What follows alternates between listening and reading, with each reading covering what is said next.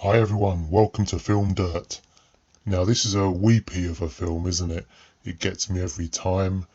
It's The Green Mile, with an absolutely fantastic cast and equally fantastic performances. For me, this is one of those films that makes you think, and long after the film is over, you still take a lot from it. And even though it is a weepy, and the overall tone is really quite a sad one, you can still take a lot of good feelings from it. Now, if you're anything like me, you'll not watch this film too often because it really does just get to you. I love the film, it's great. Like I said, it's got some good performances, but I'm almost scared to put it on because, it's really got you in its grip, isn't it? And it's got you in the feels. And I like to enjoy a movie. I don't like to put on a movie and feel sad. And this has such good performances that it does make you sad, especially with Michael Clarke Duncan, who I think was a great actor, and with that fantastic deep voice with a lot of feeling. It's almost as deep as me, isn't he? It's almost like everything he said kind of stuck with you. And here he plays John Coffey, wrongly accused of murdering two young girls, and you don't know from the start of the film whether he actually did it or not. You only acquire that knowledge very late into the film.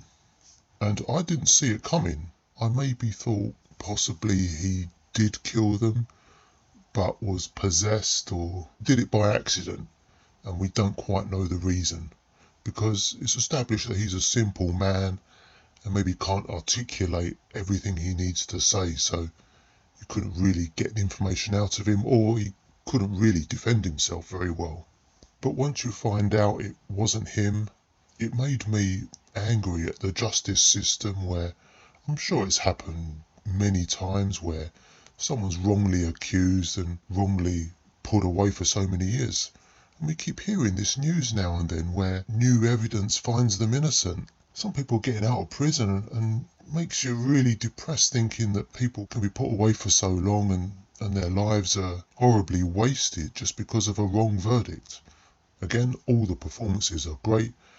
You like the right people and you hate the right people as well, especially Percy, played by Doug Hutchison. You just really hated him, didn't you? And do we all know someone like that in our private lives or in our place of work? I kind of knew someone like this at my old job way back. I can ignore or disregard those people quite easily. And all the other prison guards as well, they do enough. Tom Hanks in particular is always great. This was a period in his career where he just got every good film going. I think this was straight after Saving Private Ryan. I think the man could do no wrong, could he? And I thought his little problem that was eventually healed by John Coffey, I thought that was quite funny. And it was a nice way to show him and the audience as well of the power of what John Coffey has. I don't think we actually establish how he acquired those powers. It just seems to be, I guess, one of those one in a million people. And he portrayed that so simply, that style of acting where you're just a simple man. I think it suited the character rather than having a more grounded know-it-all or high IQ type of person. I don't think it would have worked. He may not be in full control of his powers, but also how easily it would be for society, to get the better of him, and he's the victim. And that's sad when someone's being taken advantage of. And I feel during the film, when they're taking Coffey to the home of the warden to heal his wife, I did feel like that he was being taken advantage of and they're not giving him anything back. So that made me sad as well. And that brings me on to some of the negatives. I really hate those regular themes, or regular tropes I should say, where someone's trying to do something really important in a movie and not explaining exactly what they are to the shocked or surprised person. You've got the warden standing there with a gun threatening to shoot the guards that have just turned up with one of the prisoners, and they're not explaining why they're there at first. They're just saying, it's okay, it's fine, don't worry. And, just explaining in plain English there and then why they've got this big guy at their house. You're almost shouting at the screen, aren't you? And I know it's for effect. I know it's good for the movie. It's a dramatic moment, but just explain. I just find that really annoying. And I'd like to have seen the possibility that they could reevaluate the case and just say, look, let's publicise your power, as it were. And for the sake of realism, I wanted them to actually make more of a thing.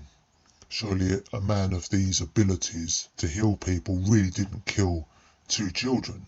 And the later revelation that it was Sam Rockwell's character, Wild Bill, all along, you can't help saying, oh yes, I knew all along it wasn't him. That was by far so obvious. I was looking for a twist there. Maybe Coffey's abilities had a yin and yang, that maybe he could heal one person but another suffers. But we didn't go down that route. And I'm glad it was a much more simple story. And with the majority of the film really being quite an unrealistic, almost fairy tale type theme, I felt some of the acting was a little bit theatrical and almost like a stage play. Like Sam Rockwell in particular, who's great, but I felt his character could have been a lot more sinister rather than theatrical arm waving. I know some people possibly do act like this, but for the sake of the movie, I'd like to have seen much more of a hateful, villainous type person there. And also another negative, I felt the VFX during the actual healing wasn't really real looking either. I felt we were delving into obvious CGI overlaid onto the film. I'd like to have seen less of a particle bubble effect and maybe have no effect at all. Maybe an unseen special moment for those scenes could have possibly worked better. Because once you see the effect like that, I was taken out of the film because I knew I was watching an effect that didn't quite blend in with the rest of the film.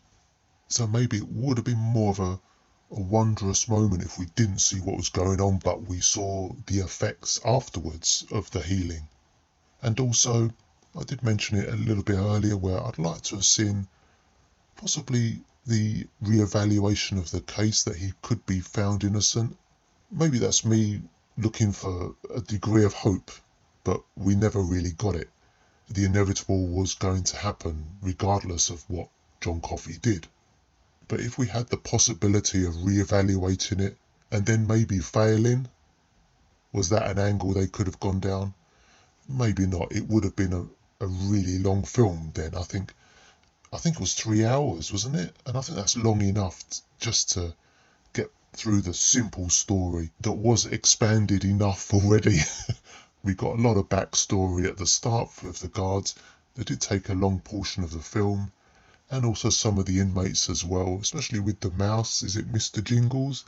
It was nice, but a little far-fetched. I liked it.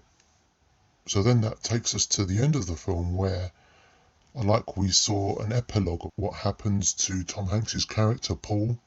I like that we got that extra moment with him to show that he possibly is cursed.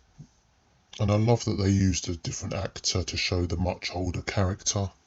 If they had Tom Hanks again in lots of old man makeup, it definitely would have taken me out of the film further.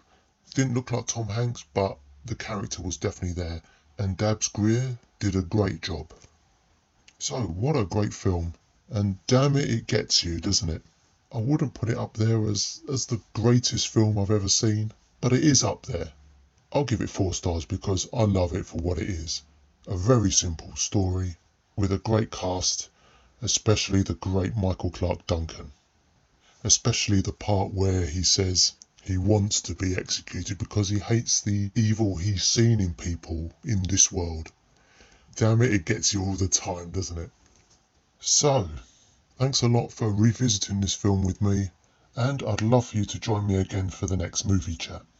Like and subscribe like they always say. It was great talking to you. All the best and take care.